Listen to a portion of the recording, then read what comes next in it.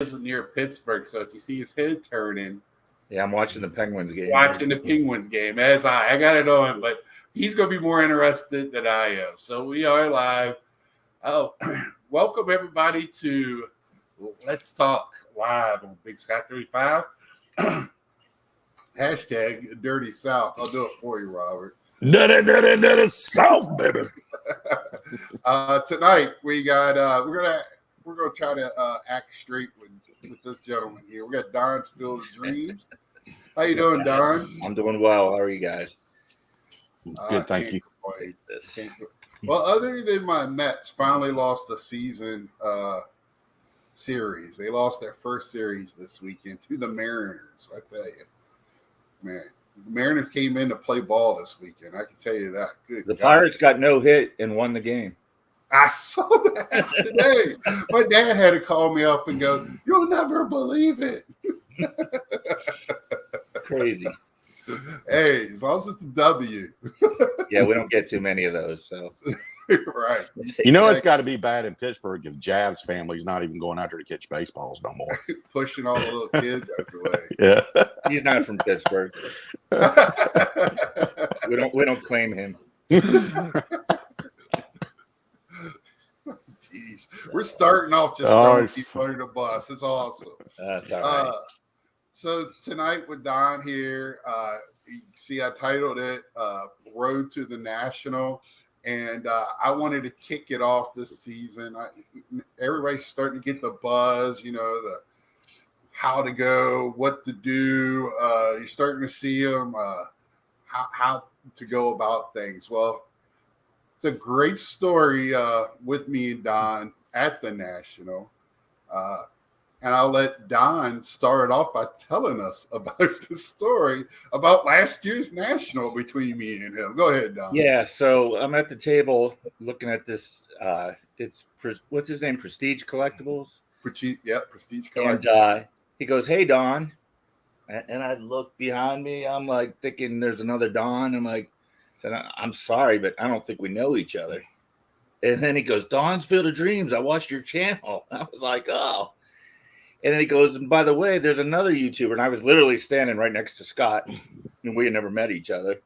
I don't think we had even seen each other's channels No, at that we point. haven't. So I didn't know what you looked like, and vice versa. And he introduced us to each other. And then we ended up hanging out late night that one night with Maiko and Ed and a bunch of guys. Quite a few of the OGs. So even though there's a ton of people there, you're going to run into a bunch of YouTubers that you know or recognize. Right. Now, that was your first National, correct? Correct. Last year. So how did it feel for somebody to call your name and go, "Hey, I watched your channel"? It was strange because I still don't have a ton of subs. I'm like, Right. who the heck watches me? So it was pretty. Yeah, there's a few guys out there that I pay to watch it, but I didn't even realize that I thought he had the wrong guy. I was like, we don't know each other. Like, Yeah, it's kind of funny that this happens, and it's somebody that doesn't do a YouTube channel themselves, because it seems like we all watch each other as a group. And then, that last year was the first year. That was my fifth National, but the first National I was noticed at. And it was very weird, but man, just talking to new people about the hobby. Was it your first National knowing YouTubers, or had you gone to some other ones where you knew guys? I went, so the last one before the COVID happened. Real quick, I'm going to post up things I might not necessarily acknowledge. Don't post anything from Alan. Okay. Nasty. Oh, hi, Alan. You know Don. So I'll post anything you Yeah, can say. Cap Answer's autograph in person. Yeah, he's a funny guy. Awesome. Jeez. At least we make videos, Alan. So we to meet somebody that doesn't do videos and watches you, it was pretty cool. I had nice conversations and now one I talk to pretty regularly now. Oh, here we go. We got a fellow Clemente guy here with us. What's up, Lou? Hey, what's up, Lou? And come in a few months, your roommate, right? One of them. Yeah. It's going to be a lot of strange bedfellows this year. I think it's going to be some good stories at the show, after the show. We got, well, including myself, we got 7 of us. So nice. And nice. And they're all coming in your car. What's that? And they're all coming in your car. Well, this is crazy too. So I was going to drive out, and I'm watching some live chat. Bob Lewis is on it. Bob lives like 20 minutes from me. It's like, I'm going to take the bus out. I'm like, don't take the bus. Come on, ride with me. So Bob Lewis, Esquire. Then Scott Reindeer Studios lives in Cleveland, which is only 2 hours away. He's like, hey, do you care if I ride out with you? I'm like, that's fine. And then Jake, Legends Never Die, it's like, hey, I'm thinking about flying into Pittsburgh. Can I ride out with you guys? I'm like, you realize Pittsburgh and Philly are not close. Like, we've got a long ride. He's like, I don't care. So then at the airport, I'm picking up George, Diamond Yard, Rick, Oddball Cards, and Lou. So it's going to be a little cramped in there, but the Magnificent Seven. Yeah, and Jake and Scott aren't staying with us. I don't even know who they're staying with. But then Mangini and Jake, or not Jake, James, Elite Hunters, are the other 2 that are staying with us. Oh, yeah. Very nice fellow. Did y'all get a house? We did. Yeah. Don't ask him where it's at. I don't know. And who got it? I did. But I don't know where it is. This story is great. He told me it the other night. Hey, we're near Atlantic City. I'd have to look at it again. Hey, boys, I've got my computer crashed like 3 weeks ago. And so I've got to go back through my emails and find my tickets for the National. Oh, you and can get them up on my phone. So I'm like, oh my God. Are you driving or flying up? Well, I'm driving, and I'm gonna pick Big Man up here on the way up, and then we're gonna take turns driving. Okay, and, cool. Yeah, it's my first National, so it's not even, I think, right at 8 hour, so it's not a bad drive. Nah, that's not too bad, especially if you guys are splitting it up. Yeah, we'll split with it 2 up. of you in there, it'll go fast. That's what I figured with these guys riding with me, as opposed to driving alone. Now, how far is it? With drive time? Let's get realistic drive time from Philly, from Philly that way. 5.5 to 6 hours, depending on how many stops you make. And then I think it's another hour and a half up to Atlantic City. I'm not 100% sure on that. I was such in a daze. I made that drive several years ago, but I went to Cape Cod to my cousin's wedding. Yeah. And it was kind of funny. We got into New Jersey, and my wife, of course, slept most of the way up. And she said, oh, man, we're almost there. And I'm like, no, we ain't even close, huh? Go back to sleep. Cape Cod's a haul. She flew hot in Chick-fil-A. And what you were asking before, yeah, last year I lost track of what's going on talking to people. So you asked me before, was that my first year at YouTube, and it was not. I went to like Mike and Eric had like a thing in Blue Jacket 66 had a thing. The first year they did it, I think the 3 were doing it together, and I went to that. But I was so out of it because I was working graveyard shift. I got off from work Thursday morning, went to the airport in Mason City, got on a little 6-seater and flew to Chicago. And I was like, oh, I'll just take a nap and then go to the party that night. But it was right across the street from the show, and I saw everybody going to the show. So I stayed up. I was up like 36 hours, or it was almost, by the time I was done, it was like 36, 38 hours. So James, I was just kind of, just hanging out. This is one of our roommates, right? That's Yes. him? hmm So how many guys do you have rooming? 10 or 12. I can't remember. 10 or I, 12. Yeah, it's a big. I know it's at least 10. It's like a big giant 2-story, very nice house, like a Very Airbnb. nice. I'm very impressed with who set it up, how they did it, and Yeah, so it's a mile away from the crow as crow flies, but it's on the water, so it's not you can't Oh, you drive did directly. tell me You that. got to That's drive right. around the water and then come back, but it's not far, a few minutes. and we It's- did good. Did good. Scott had the forethought of making sure he got the VIP pass with the parking. Yeah, we didn't get Parking. that. Got the Yeah, parking make pass. sure. James says we got 12. James is on. He's my questions guy for everything about this trip. Trip. Yeah, And, Michael's I got a made good sure point. I posted on Bobbles to make sure 8 p.m. Eastern, so you can't use. Oh, I forgot it was. I thought it was 9. Yeah, Mrs. set it up. Yeah, baubles and ball cards. We're staying Here's with the him. question: how much will gas be by the time the national hits? $5. It might be up there already. How much is it there in the Pittsburgh area, Don? It's $4.50. Yeah, down here today was 420, almost everywhere. 405 here, 405, yeah, just outside of Charlotte. So it might be more than 5 for me Mhm. at that point. Yeah, well, hopefully not. If that happens, Rick sent us a screenshot. He's out in California. His was over $7.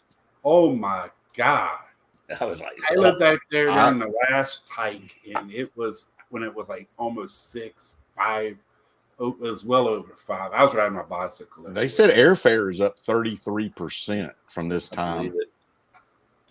last year. So it's just crazy. I'm wondering how much, so many people have probably already bought their tickets that are going to really commit to it. And, you see a lot where there's some folks that ain't got anywhere to stay yet. I wonder how many people are going to back out Well, with the rise in fuel cost and airfare. The one ticket was sold out, but I know last year there was people buying them and selling them for 2-3 times the price. So Really? And I will tell y'all this because I'm in the insurance industry. If you do not have a rental car set up, you better go ahead and get it set up because rental cars are gone. They're pretty much getting gone everywhere. I looked into getting a rental car instead of driving my own car out there. Oh my gosh, the cost to have it out there almost a week was going to be well over $1,000. I was like, no thanks. Yeah, Lou, I'll take some of your Clemente cards. no doubt, yeah. Jeez. No problem, buddy. Yeah, and Actually, I want that. Lou's got someone made him a Clemente drawing that he hangs on his wall. That's awesome. I'll just take that. Lou. Scott, can I ask the first question to Don? Let's go right ahead. We're going to ask what I lean into it and go right ahead. All right, Don. I guess it's a two-parter. One is your Field of Dreams name, your tagline there. And then as someone that would be coming new into the hobby, going and let's say they're going to a card show, a local card show, regional, or even the national, what would be a good reason for them to look into getting into vintage baseball cards? All right, so you're asking why I picked the name Field of Dreams? Yeah, two-part Field of Dreams. So and then I love that movie. I've always loved that movie. I could probably rattle off the lines of that movie off the top of my head. It's funny. I went with a girlfriend to watch it in the theater. That's how old I am. So I was there to see it when it actually came out. And I just walked out of there like, that's the best movie I've ever seen. And she was like, what a boring movie. Like, tell me you didn't marry her. No, I didn't. Nope, did not. I'm a weeper and I cried. So. I did too. Yeah, that last part, that catch part, that gets everybody. Yeah. And I didn't know what to call my channel, to be honest. And it was like, oh, we'll throw that on there. Okay. Thank you. So a reason for vintage. I mean, for me, it's just what I personally like. I've got nothing against modern. I think I'm intimidated by modern, to be honest with you. There's just so much of it. I'm learning more as I'm on here. I just love the history of the old cards. And just to think where they've been. And like for me, 1976 was the first year I was buying cards. So those really have a special memory for me, that era. But, I just bought a few cards off of George Damiar Sports Cards. And he subbed them for a friend of his who originally opened the packs in the 1960s and got those cards. Wow. So essentially, I bought the cards, even though I bought them from George, I essentially bought them from the guy that pulled them out of the pack. And that's just kind of cool to know. It doesn't give them any more value or anything, but there's a story behind it. And it's kind of neat. This guy's had these cards for 60 years. And now I have them in my collection. That's like the cards that I found at my grandparents' house. That was my dad's. I'll never sell those. Right. I mean, they'll go to somebody in my family after I've heard people say, one of the reasons that when they don't have a connection, because these cards are so much older, they may not have a connection like with their father or their grandfather collecting that. I've also heard the comment too where it's a way to reconnect when baseball was, in its golden age of baseball for the country. There was no TV. It was on the radio, early stages, and that's where a lot of people got their entertainment from. But I'd heard that comment too, so I was just curious. So thank you. Wow, James has been collecting since '65. Yes, I can't wait to sit down and talk with this gentleman. I wasn't even a twinkle in my daddy's eye at that time. Did you see that last save, by the way? Glove save? No. I don't know how you're watching both. Got to talking about that vintage. You got sucked in. I just glance over once in a while. I'll bring you into the conversation. Now you're a Pittsburgh fan, Don. So do you collect? I know me and you and Lou, we talked about Clemente. That's what that night me and you sat there, and Don doesn't physically carry all of his cards, but me and him will talk about a card. You talk about this one, and it'll be on his phone. So he could show you the picture and you know exactly. And because somebody like me, I dabble in vintage. I know players I like. A lot of them are players that me and my dad talked about, or my grandfather, even my grandma. My grandma loved it. So I talked to him, and boom, we were talking about the Satchel Paige Bowman. We were talking about all the Clementes. So do you just stay with? I know there's one other player you collect, but do you collect all Pittsburgh vintage, or is it just at one time I was going for the Topps run of all the Pirate players, and if you watch my channel, I'm mostly Hall of Fame players. Yeah, I got to the point I was spending money on cards that I didn't care about. Mm-hmm. Like I like learning about players I don't know about, but I didn't want 700 of them. That's why I don't really collect sets either. Mm-hmm. So my big thing is, I like Clemente, I like Stargell, Dave Parker. I actually started, maybe 15 years ago on PSA Registry. I have a Phil Garner set. I'm number one on that set because I'm the only one on that set. And I just liked Phil Garner as a kid. So now I got to leave slab Phil Garner cards that are probably worth $3. Hard player. He's a hard player. So I don't really collect. I'm starting to collect some Hall of Fame Steelers. I'd like to get a Mario Lemieux rookie that I don't have. Topps or but I wouldn't say I collect just Pittsburgh players. Topps or I'm sorry. Topps or a Peachy for Mario Lemieux. Yeah. Which one did you want? Topps or I don't care. Yeah, okay. I picked up the Topps one a few weeks ago. If you're not looking for a top grade, it's still pretty affordable. It was SGC. I don't know where your fandom lies. I don't care. I collect both. Okay. I like SGC better, but if I can get the card in PSA, I get it in PSA. Oh, you like SGC better? Looks wise, yeah. I like the vintage. tuxedo. I think it Right. really the cards look sharp in them. Okay, because I Um, mean, you always hear that vintage. That's what they're known for. Pre-war. We're not talking pre-war, but it's still vintage. And I'm actually talking to a guy that likes it. I know Rick likes some SGC as well better. So when I talk, Yeah, I don't have a ton of pre-war stuff. I'm just kind of learning about that. I think Rick and John Mangini, we're all on a text chat, and they right, show stuff I've never heard of or seen of, and it's kind of cool learning from those two right. about the pre-war stuff. From like the 50s up, I'm pretty solid on. Right. But Yeah, I know. back there, I tried to contact you last week, and now I know you're not Instagram, and you made a mistake of giving me your phone number. That's Yeah, all right. when I'm at another show, I'll be telling, hey, wait a minute, that's me. I'm texting Don. I'm trying to find out what's going on here. No, So- anytime, brother. That's Is fine. Go ahead, Nats, man. oh, I'm sorry. Go ahead. No, go ahead. Is everybody thinks vintage is either pre-war or 50s and 60s. I mean, we're in 2022, and is vintage now considering 70s and 80s cards? Definitely 70s. I think most guys say 80 or 79 back. For me personally, I go up to 83 because that's when I quit collecting. I'm 55 years old now, so I was however old I was in 83, 16. But that's just me personally. Mhm.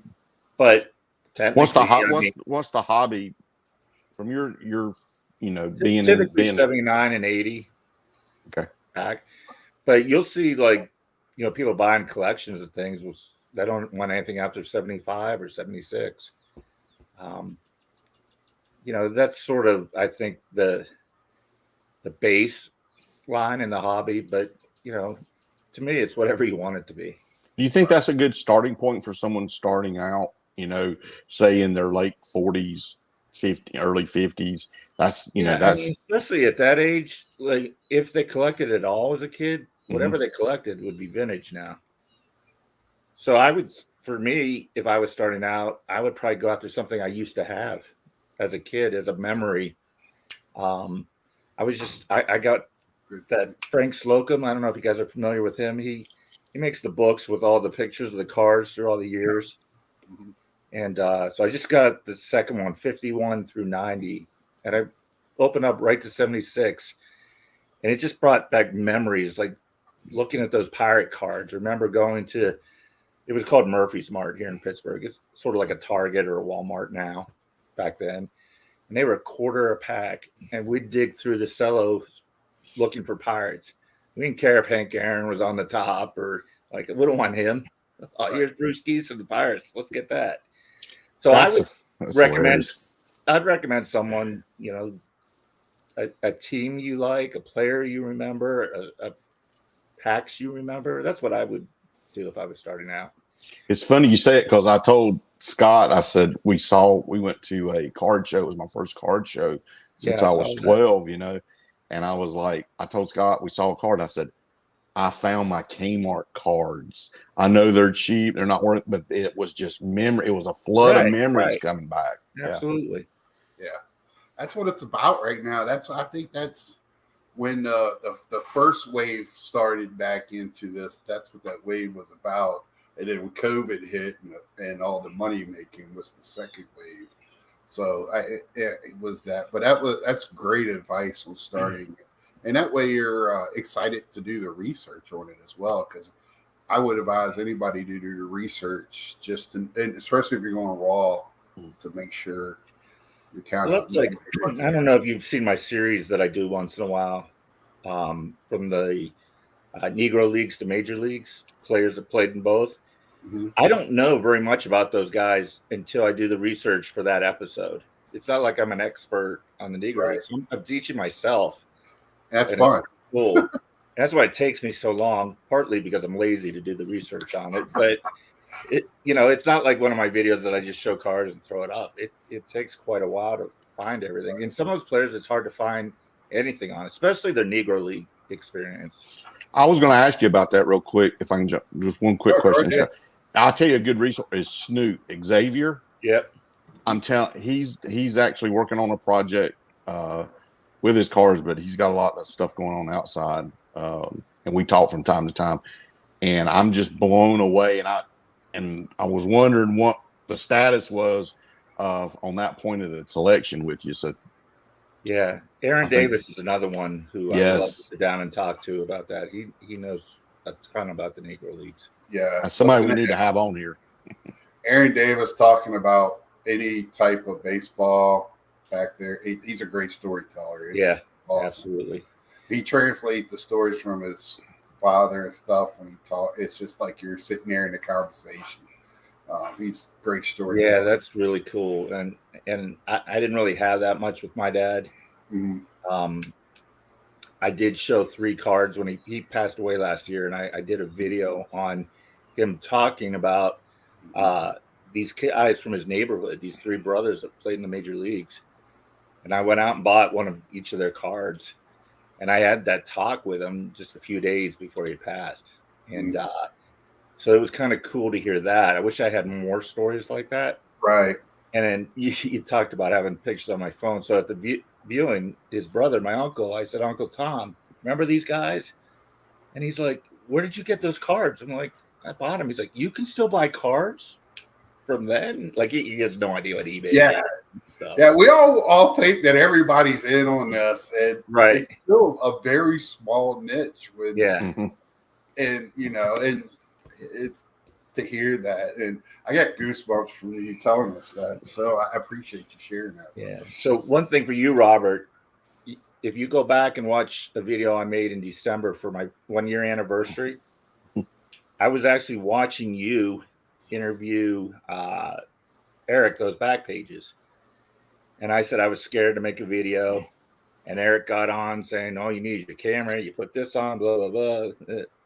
And here I am today. It's like, so I made a little clip, or I copied a clip of that show of yours. Thank you. I hadn't made a video ever. And you guys were like, just go do it.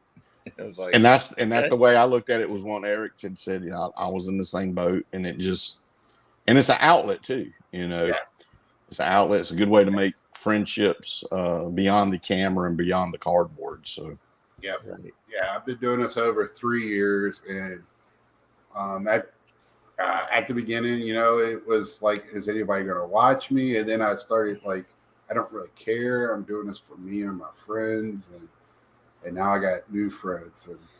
But you got to admit, I tell anybody, if they want to do it, just do it. But it's not for everyone. No, and the beauty of this is, like for me, I follow guys I just feel like I would love to meet in person. There's no gimmicks, there's no spiel, except for Pepino, but I let him slide. And I appreciate some of the awesome editing the guys do, but it doesn't have to have that. I just like hearing the guys on talking and showing what they have, and it's cool. And I've met so many guys and friends, just talking to you guys. And that's what I said in that video. That was one of my goals. I said, I'm a little jealous. I don't have anyone to interact with the cards. Right. And, every day I probably talk to somebody, whether it's just a text or a phone call. I mean, Scott, I don't know. We must have BS for close to an hour the other night. That's right. I don't know BS. We're talking. Happen. And for me, baseball stuff. Just do it, Mikey and Big Scott. Yeah, that's. Hey, I've had Andy on here. I thought he was just live. Who's that? Andy. She blended me with Refractors. Said, "What's up?" Wasn't he just on live? What's up, Andy? Andy, you need to get on here too. So we need you on the. He did a live tonight right before my show with Mike. Those guys, I like it. When I talk about the 2 friends that are talking, it's just great. It's natural. It's nothing forced. That's why I like having Nats Man with me. I got somebody to chit chat. Scott, you got to tell me when the Penguins scored. So when I missed it. We're talking cards now. We're talking about making videos and the content, and I'm just going to just real quick. I'm not being negative, Nelly, or anything. I think this is a good point to make, though, is Brian from Card Ladder. I think with that comment has made a lot of people reevaluate what content is in the community. If there's a place for everything, You have to, and I know think what you're that makes talking people. about. You know what I'm saying? I just What did he say? well, he was pretty he was pretty negative that there's not enough content to bring in multi-million-dollar investors into the hobby. Well, multi-million-dollar investors are not watching YouTube, son. Right. They're making money, and the only reason that they're going to diversify any kind of funds that they have, and you'll learn this when you get older, sir, is when, like the rest of us know, is that when stocks and bonds, you diversify your funds. You don't tie everything up in one thing, and that's one way rich people do that. But what I don't want, but the thing is that a lot of people, and I got bent sideways on it too. I'm not going to lie. But I think it made everybody appreciate there is once you say it is that there's not a lot of I don't do editing. There's not a lot of editing. None of us do a lot of editing. There's a place in the community where people enjoy this, and it's not about getting subs and revenue. I applaud y'all that can do that. That's not my wheelhouse. But I think in a way it maybe even spun positive for people to appreciate the clown content that is out there is a wonderful circus. So, right now, getting back to Don and the and all that, we're gonna talk about my what we're gonna talk. My question is, now I saw you picking up that day was a Stan Musial magazine, a Japanese one, which was pretty cool. I picked up a lot of Japanese stuff that day. The question is, and I see on your channel you pick up quite a bit of Stan. So is Stan like your main PC outside of Pittsburgh players, or is he like a big part of who you collect? He's a big part of who I collect. To be honest, I probably collect more of his stuff than Clemente. Okay. Really? So, and I was having this talk with Lou Rock one day, and this will tie back into why Musial. He's a big Clemente fan because his dad was from Puerto Rico, and he had that connection. I'm a big Clemente fan because I'm born and raised in Pittsburgh, still live here. But I wondered if I was born in Chicago, would I be as big of a Clemente fan? I'd probably be an Ernie Banks fan. Right. Like, was it almost forced on me? And when I say forced, I don't mean anyone forced it on me, but it was just like, you're supposed to like him. You're from Pittsburgh. I never saw him play. And, with Stan Musial, he's from Pittsburgh. So that's where part of the connection is. He's from a town called Kenora, PA. Right. Which is an old steel town. It's very depressed now. And what I like about Clemente, what I like about Musial, Hank Aaron's another guy. Like, from what I've heard, I've never heard a bad thing about those guys. That they were just genuine, good, nice guys. Right. Like my dad, he used to call on Stan Musial's father-in-law's grocery store. My dad worked for Colgate, so he never got to meet Stan, but he'd always talk to his father-in-law. So I just felt like there was a little connection there. Right. And it's sad. So Stan Musial's from the same town as Ken Griffey, and Ken Griffey Jr. was born there. And Ken Griffey Jr. and Stan actually have the same birthdays. Did not know that.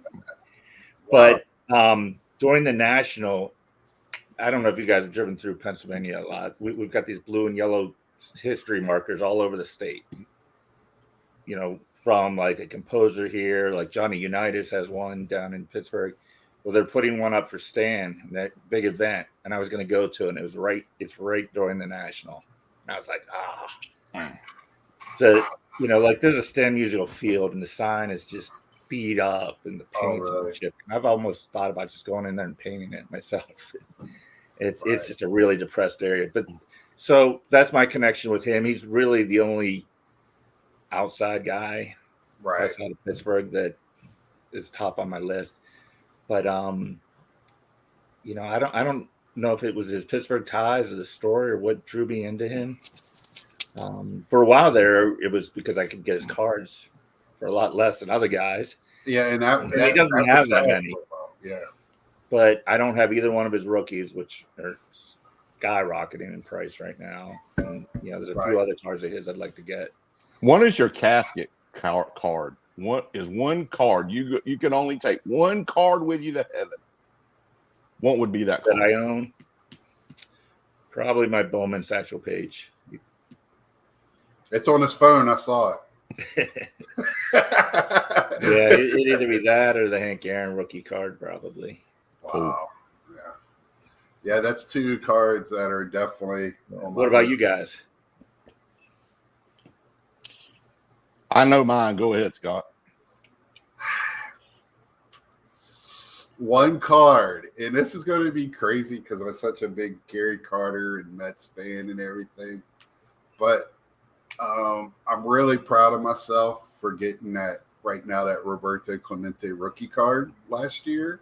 Mm-hmm. And what he has meant to me as a life lesson, just how to live and live for others, and just that type of guy that he was, and what he meant to my dad, and reading about him and everything. I was really proud that I did that with my own monies, because it was a long time for me to be able to do anything like that. So that one's probably going with me. So Mine would be the card that I will not get slabbed. I've got it in a one touch.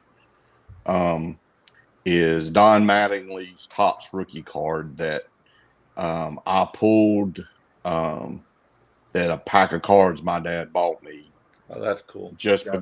because he saw a pack of cards and bought me a pack of cards and brought it home from work and pulled it, and that was his favorite. He was not a Yankees fan; he was a Braves man, but that was his favorite Yankee, and that's one that, that's.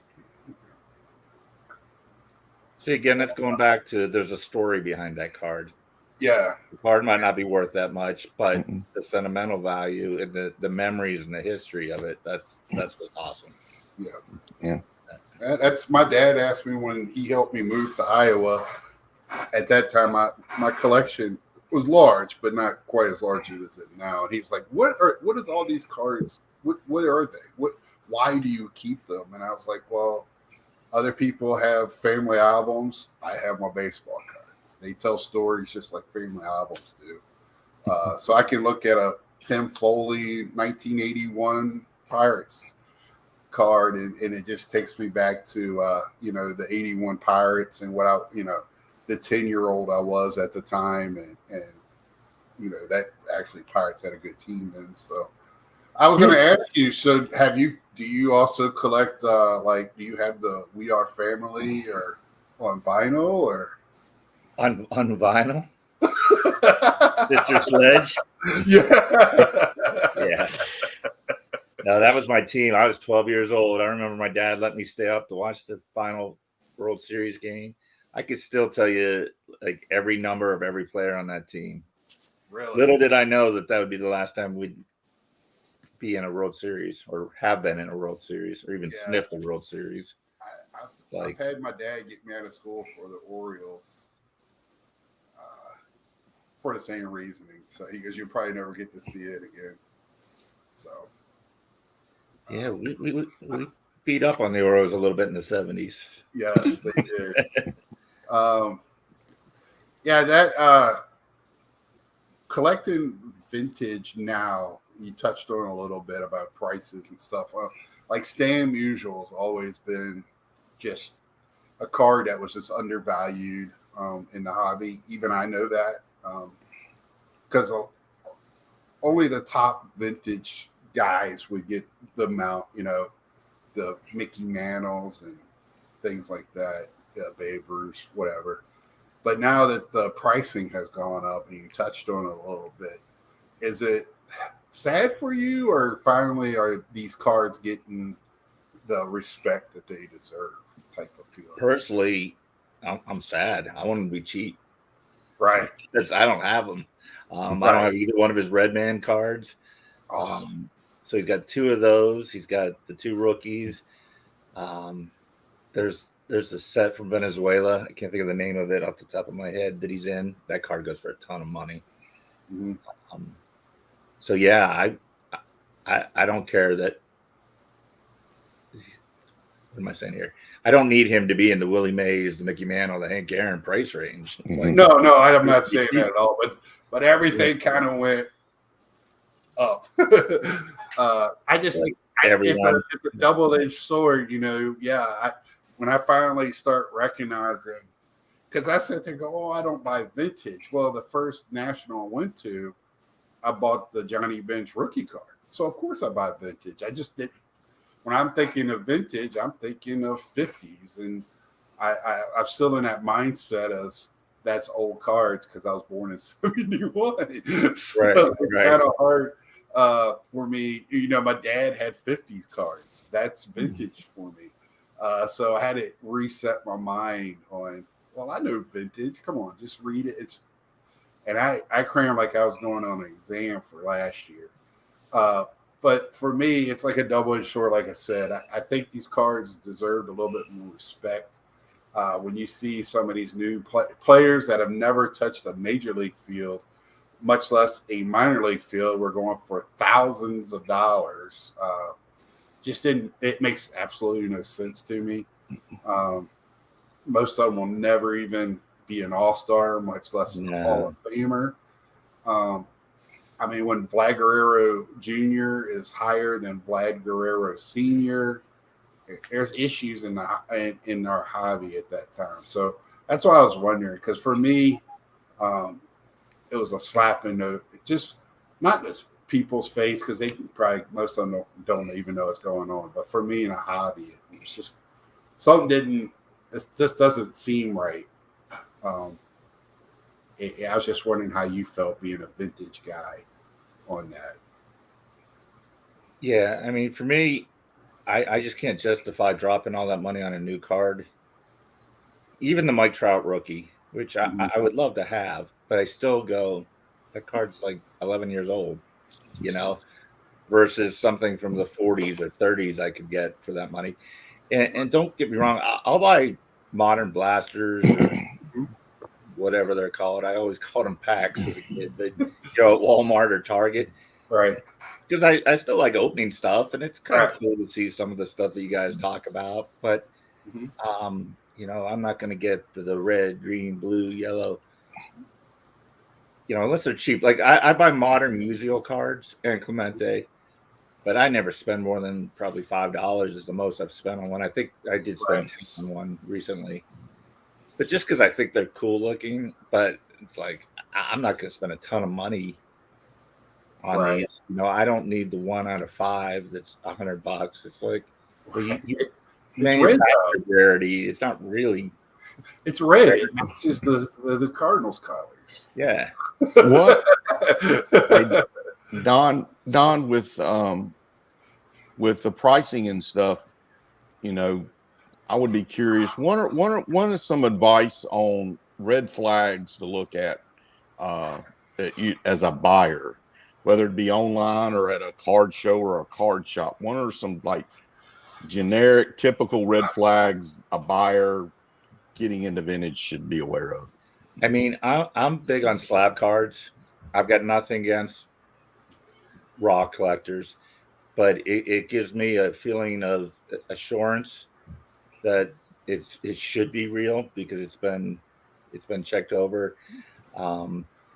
You can also get Hall of Famers. You don't have to spend a ton. There's like the second or third tier Hall of Famers that you can get some of their cards at a decent price. Right. As far as whether they're authentic or trimmed, I am not an expert on that. So I would never give anyone advice on that. And that's one of the reasons why I like my cards slabbed, that I feel like they're legit. But, get on YouTube. You can find out who some of the legit raw sellers are on eBay. And I have bought raw cards from some of those guys, and I'll turn them into SGC. There's another reason I like the slabbed is I've got 3 kids and a wife, and none of them care about my collection, So if they had to sell it for some reason, they have at least they know. Oh, this is a 1957 Frank Robinson card. They may not know it's a rookie card, or they absolutely wouldn't know, but at least they have some idea of what it is. Right. Yeah, I just Thank picked up a 3-player RBI. These are a great way of picking up like Hall of Famers to be cheap because they're still priced at like these low ones. It's like an RBI leaders card. Right. It had Orlando. What's his last name? Cepeda. Huh? Orlando Cepeda? Cepeda. Yeah, Cepeda. I didn't want to pronounce it wrong in case he's watching. Roberto Clemente. Hi, Orlando. Huh? Is it Hi, Orlando? Yeah, so it was like these 3 like huge players, 2 of them being in the Hall of Fame, 1 should be, or really close. So it's like I got it for $10. There is one, and I could be wrong on this. I want to say it's like Clemente, Cepeda, and Aaron. I think that's the one I'm talking about. I didn't want to. It has 3 Hall of Famers on it. Right. It should be in my last video. I went to SGC to be graded through Mike's group. I'll give you a plug, Mike. While I'm here. Thanks, 357. Yeah, Mike says if you have 500,000, would you prefer Jason Dominguez or any Hall of Famer? That's a no-brainer. I mean, Yeah, really. I'm going Jason Dominguez. I'm going Hall of Famer. Like, who's Jason Dominguez? Exactly. Are you serious or No, I know who he is. He's Yeah, for the Yankees, right? And the thing is we shouldn't know who he is. That's Yeah. the sad part. Right. The guy is in his second season in low A ball, right? I know he's 18, 20 now, but this guy was supposed to be the second coming. So that's why I wanted to have Don on, so we can have a little bit of evening out the playing field of everybody. The Bowman has just come out. Everybody's going crazy over first cards, and I'm not paying. I have a dollar value for all-star players. Then I have a dollar value for very good players that I collect. And then I have value for like Hall of Famers that are vintage. And those values are very strict in my mind. I wonder if anybody else has that same thing. Like, I'm with you. I would not buy a Mike Trout right now. I have one, but that's because I pulled it. I actually pulled 3. I found in a book that I didn't even know I had. I'll be right back. All right. I sent it to Mike O's group, PSA graded, 2 9s and a 10. And I got the 10 and sold the 2 9s. Did you? Yeah, and ended up buying some. I think one of them was a cow. You had 3 Trouts in a book that you didn't even realize you had pulled years ago, and then you look and I'll tell you how I pulled them too. So they're the updates. And when you used to buy the Clearfield repacks or whatever at the store, Walmart and Walgreens and all them would have it, they would fill them with update because that was the junk packs, was the update packs all the time. It wasn't till like that class that the update was really meaningful most of the time. And so I was pulling all these cards and getting this Mike Trout guy. And I thought 2 of them were like reprints, to be honest, because they've been in there for so long. I knew one was real, then I started looking and go, wow. And I kept having a look to make sure it didn't say reprint. I wonder if you can still find those boxes on eBay, or everyone knows that there's Trouts in there. So I don't know. I mean, that was how I got them. I mean, so I was buying like $10 repacks, right, and pulling them out of there. I mean, got Rizzo. I got quite a few from that year. So that's how I got that. So, and that's the only way I would have it, right? So, because I'm a Pete Alonso fan. I'm collecting rookie cards, but man, 2019, I was not going to pay it's still not $400 or $500 for a sapphire blue that's a 9, or a Mother's Day card that I'm like you, that's numbered to 25. That's artificially, got this number on it, and I'm not paying that price for it. I'll get it I'll just wait forever, or I just never have it. So Yeah, and I mean, hey, if that's the way you want to collect and you spend your money, go for it. yeah, I'm not telling anybody else. But me personally, I like other things for the money. It's like, right. If I'm going to go up to $400 or $500 for me, it's going to be somebody that can't go over the second half of the year, blow his knee out, whatever. Yeah, they already have a Hall of Fame plaque for me. Right. If I'm buying that card. So. Well, thank you, Rick. That means a lot to me coming from you. It really does. Rick said he wanted to come on one of these. He really wants to do live. I know he does. Yeah, he's a big live fan. Yeah, he loves the live. We're gonna get him though. I mean, if you're still on here, Rick, and he knows this, I'm sure after some late night festivities, there'll be someone in that place is gonna put a live thing on, and yeah, get Rick. Yeah, get Rick on live and in color.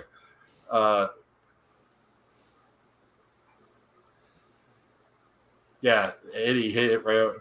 Rick is one of the guys in this hobby that everybody kind of points to as the good guy. Yeah. See, Mike knows. Watch this. Rick is my hero. Mike knows. Yeah, so Mike is my hero. I sing his praises all the time. A fanboy for him. There you go. I'm gonna get that Julio Iglesias song, "You Are My Hero," playing when y'all meet, do a little video at the National. When you and Mike embrace each other at the National this year. Oh, man, that was last year.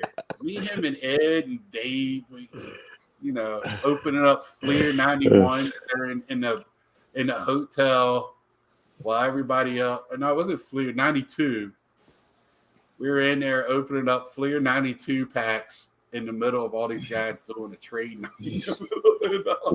we need to do a live session at one of the trade nights with Don and a couple of these guys, Mike and a couple of guys going at the same time. We all be on our little phones and we all do the live so everybody can see us, and let's do that at one of the trade nights, opening some packs. That'd be fun.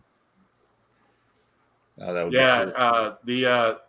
I don't know if it could top their night at the Cleveland show. That's kind of if anybody knows. I can't remember whose channel it's on, and if you want to go back and catch a national video, I think Mike is on here. He'll tell us whose channel is on there.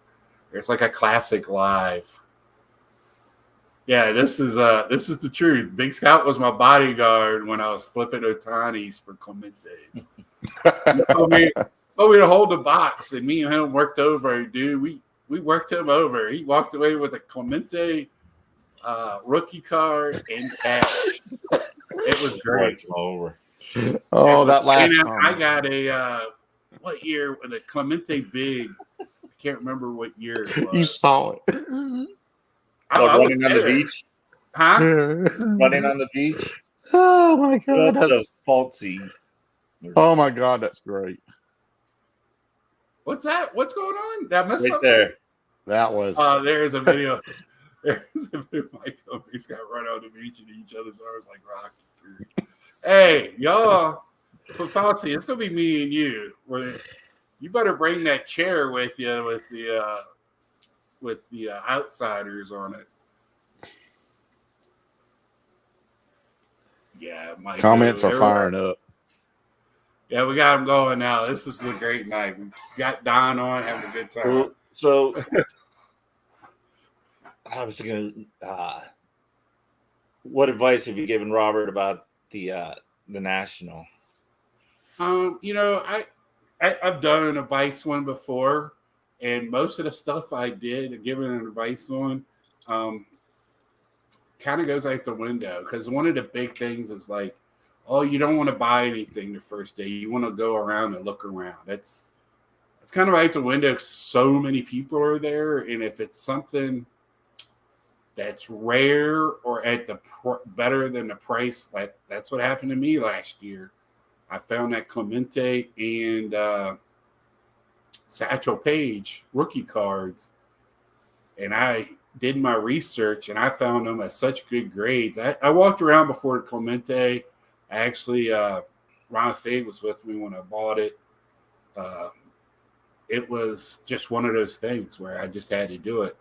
And the last one before that, I picked up a Gretzky auto that I thought was cheap, and I jumped on that. And plus a Star Wars 1977 Stormtroopers and a PSA 10 on the first day. So I didn't think that was going to stay around because there's not a lot of non-sports stuff there, and there are a lot more people that collect non-sports than you would think are there. So along with the sports, but my big thing for the National is pen and paper, and try to have somebody there to bounce things off of, and try to buy multiple things.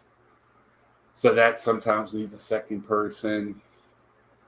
Just I did a lot better last year when I was with somebody else than the years before when I was by myself. Really? Yeah. And Well, I Most think of mine on my own. Although, didn't you go and get a Clemente card that I showed you I picked up? at another show, I got that actually, Oh, and we think it's the same dealer. He was at the Chantilly show. right. Because he was I'm at the pretty show sure. up in Cleveland, too. Yeah. And then there's a Pittsburgh show this weekend, and I'm sure he'll be at that. Okay. And that was that fan club card. Yep. That I've never seen until you showed it to me that day and told me exactly where to go, and I still, couldn't find him. But Oh, really? yeah, I could not find him, and it's like, gosh, he told me exactly, and I should have just met up with you and taken you over there. I didn't. that's know. all right. I got it. It meant for me to have it because me and my dad family that shit. Right. So So he's front I've and got a center. story to share with Nats, man. So last year was my first national, and I'll share this even though I'll come up or look like an ass for what I did. So I'm looking at this Hannes Wagner card, and I'm thinking, I said, "What do you want on it?" He goes, 29. I said, "Can you do 27?" He's like, or I said 26. He's like, 27 is the lowest I can go. I'm like, fine. I'm not gonna let you beat me up over $1. The card was 29,000, not 29. I remember you telling me It was a Hannes Wagner, and I thought it was a reprint. I couldn't imagine that someone would just hand a $30,000 card to me to hold, which at the National is very common. Wow. I was so embarrassed. I put the card down, like, I'm out of here. I think some of the video, I had every intention of going last year. Scott invited me last year and wasn't able to go. And so I was prepping pretty good last year. Be prepared, and things I'm looking at doing this year, honestly, as a first timer is I got my walker, so I'm able to sit and get my breaks and be able to sit at the he's fine. dollar He bin has nothing box. wrong with him. That's what pisses me off. At the Go dollar ahead. bin. At the dollar bin, and I can just do this right here. I don't need a chair. I got mine with me. I think I'm gonna get me a camel pack and get it hooked so I can have water. I saw a good idea that about having some snacks. Yeah. I'm not sure about parking, but I was thinking about maybe packing a lunch, go back out to the car, eat, and come back in. Because I heard the food's kind of crappy. I don't know. Thought about that. And I can tell you right now, Friday, Saturday, you're going to want to leave for a little while. So we'll probably go somewhere and let the crowd thin out a little bit for the afternoon. That's what a lot of people do, and then you go back. And I'm not about the Memphis Bell rule, especially on this, because everything I'm seeing is going to be, it's supposed to be, like a sensory overload for a first timer. I'm looking. It's going to be a sensory overload. So I don't really. I'm looking. I'm gonna be on my man's hip here, as much as possible with the crowd and whatnot. But you know, I'm looking at that good pair of shoes. I actually heard somebody say an extra pair of socks, comfortable socks. I don't know think about you need an that. extra pair of socks. Just good pair of walking or running shoes. I think you'll be fine. I do agree. Like last year, I just had like some granola bars and bags of peanuts and water bottles. Just for what you said, you know, you don't want to spend that kind of money on stuff for food that's not that great. And you know, that held me over. I did research about Atlantic City. This is an interesting point, is that it's not really going to apply to me and Scott or even you at this point, unless you got storage issues with the Magnificent Seven. But there is a UPS store in the convention center, so that's something to keep in mind. I'm sure they're going to be open. Is that if you've got something, Scott, you know, can attest to this. Flying, how many times probably have you wanted to look at something or get something, you're like, I got to put that thing on a dad burn airplane. Yeah, because there's a lot of memorabilia there as well. It's not just cards. Yeah. And so like last year I flew to Chicago and it was just what you said. It's like I can't buy this thing and throw it on the plane. So that is nice, the UPS, but you know, with driving, obviously we could do it. But it's not a bad idea if you're flying, if you want to pick something like that up.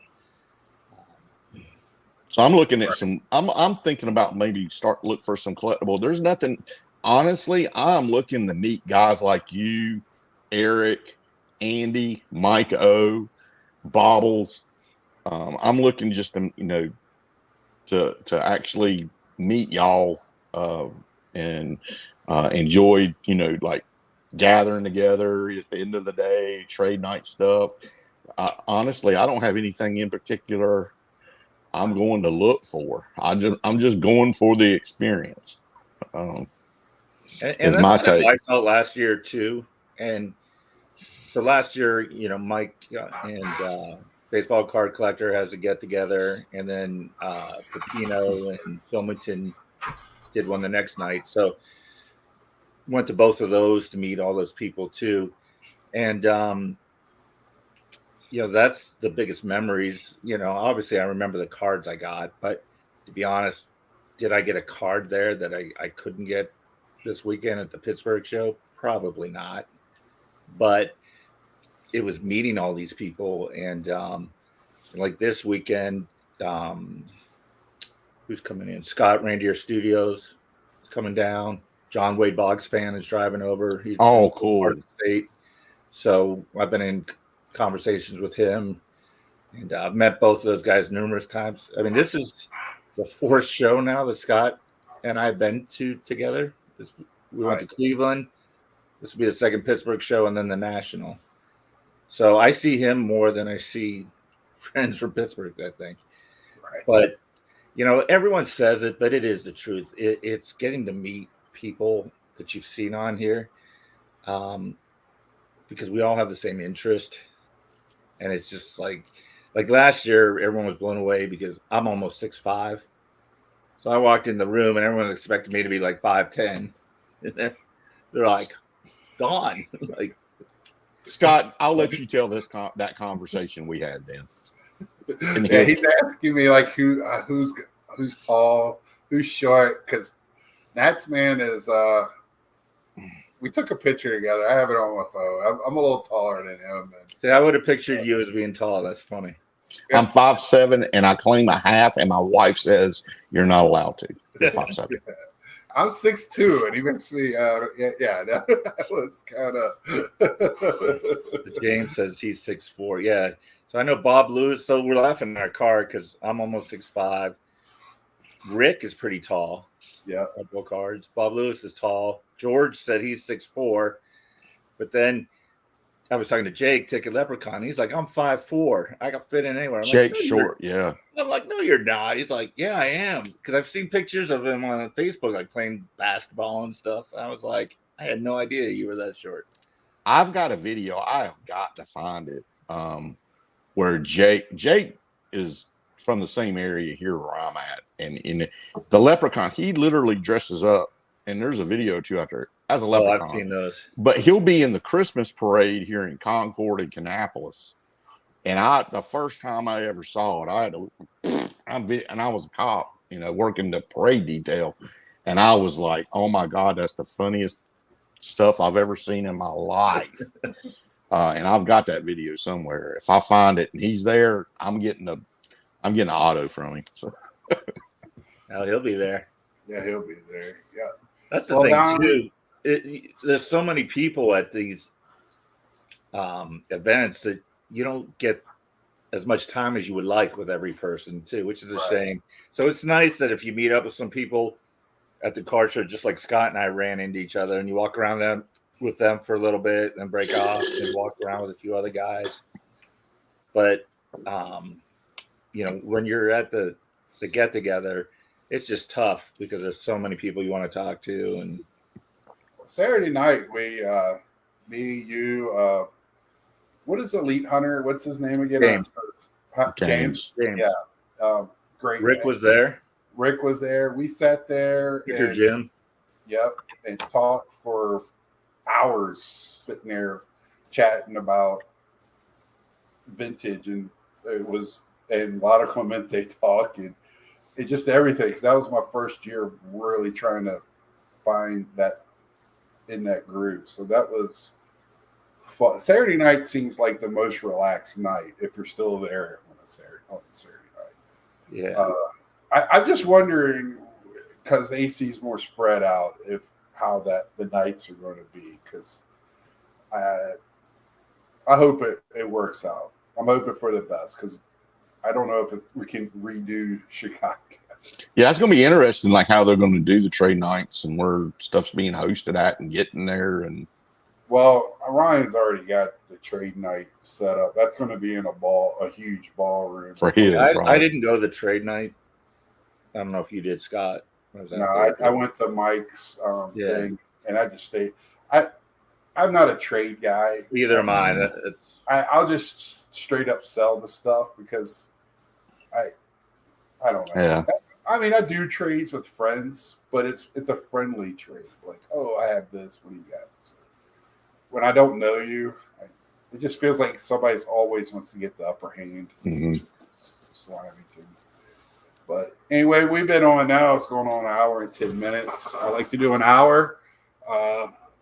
Folks, I feel like we just scratched the surface with Don. And so hopefully we'll have him back probably for a post-national. No, thanks for having me. It was fun. These hours always go fast. Yes, they do. I appreciate you guys inviting me on here. It was fun. It's blast. Yes, this was a fun one. We had a good time. Thank you to the people in the chat for making it fun. A lot of good Thumbs up. times. Again, it's Don's Field of Dreams. If you haven't been, I think everybody on here should be familiar with you. But if not, go and see his collection. It's some beautiful stuff. And also him talking about it is great as well. And giving him a subscribe and hit that notification. Again, thanks to everyone. Yeah. Nats, man, thanks as always, my brother. Got a little itchy throat all of a sudden. So, again, next week, I don't know if I'm going to have a guest or not outside of just me and Nats, man. I have some real special guests coming up after Memorial Day, so stay tuned for those. So until then, like, share, tell a friend, and we'll see you. Deuces. See you guys.